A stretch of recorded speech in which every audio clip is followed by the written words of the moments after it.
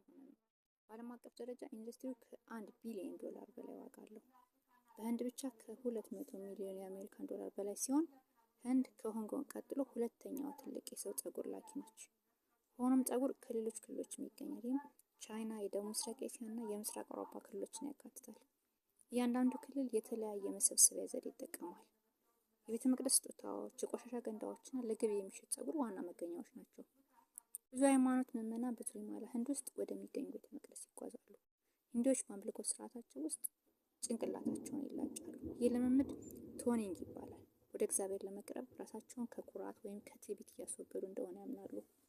ፀጉር በፈቃደኝነት እንደ ሃይማኖታዊ መስዋዕትነት ይቀርባል። የተላጨው ፀጉር ተሰብስቦ በቤተ መቅደሱ አስተባባሪዎች ይሸጣል።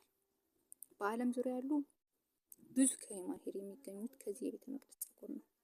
እንዲያውም የህንድ ቤተ መቅደስ ጨረታዎች ትልቅ ንግድ ሆነዋል። በህንድ ውስጥ ያሉ ቤተ መቅደሶች ከተለገሰ የፀጉር ሽያጭ ከ100 ሚሊዮን ዶላር በላይ ገቢ ያገኛሉ።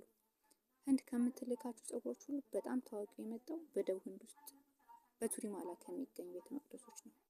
የቤተ መቅደስ ፀጉር በዓለም አቀፍ ገበያ ውስጥ ሬሚ ማለትም ከስሩ እስከ ጫፍ የተስተካከለ ፀጉር እንደሆነ ተደርጎ ይቆጠራል።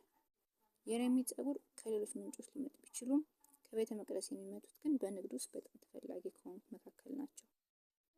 በህንድ ውስጥ ትልቁ የፀጉር ማመንጫ ቤተ መቅደስ የሆነው ቬንካቴሽዋራ ከቫቲካን ቀጥሎ ሁለተኛው ሀብታም የሃይማኖት ተቋም እንደሆነ ይነገራል። በየ2 እና 3 ወራት ጨረታ ይካሄዳል።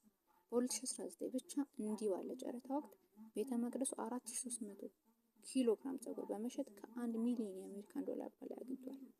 ነገር ግን ለሂውማን ሄር ያለው ፍላጎት የደቡብ ህንድ ቤተ መቅደሶች ሊያቀርቡ ከሚችሉት በላይ ነው።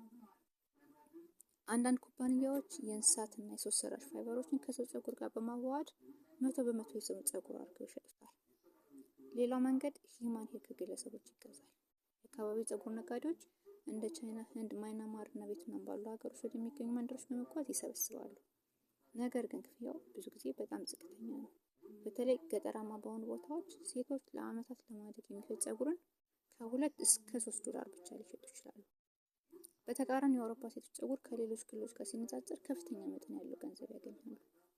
አቅርቦቱ ውስን ስለሆነ እና የፀጉር አይነቱ ተፈላጊ ስለሆነ የአውሮፓ ሂውማን ሄር ውድ ነው። አንዳንድ ዝቅተኛ ጥራት ያላቸው ሂውማን ሄር የሚሰበሰቡት ከፀጉር ብሩሽ፣ ከሳሎን ቤት ወለሎች ወይም ከፍሳሽ ማስወገጃዎች ነው። ይህ ፀጉር የሚጸዳና የሚሰራ ቢሆንም ብዙ ጊዜ ዝቅተኛ ጥራት አለው። ከ200 ሚሊዮን የአሜሪካን ዶላር በላይ ኢንዱስትሪ ያላት ህንድ የሰው ፀጉር ወደ ውጭ በመላክ ሁለተኛዋ ትልቅ ሀገር ስትሆን አብዛኞቹ የሚመጡት ከቆሻሻ ነው። በየምሽቱ ለ2 ወይም ለ3 ሰዓታት